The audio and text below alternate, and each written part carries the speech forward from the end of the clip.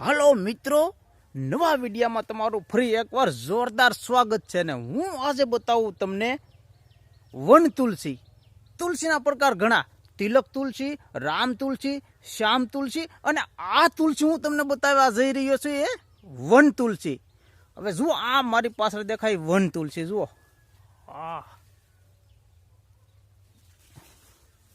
જુઓ મારી પાછળ દેખાય ને આ વન તુલસી.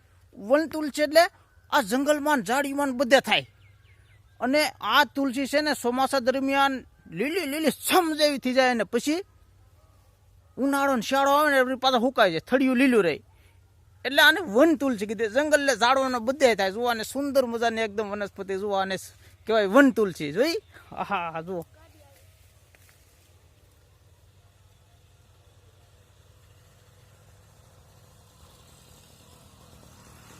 જોઈ આ વન તુલસી.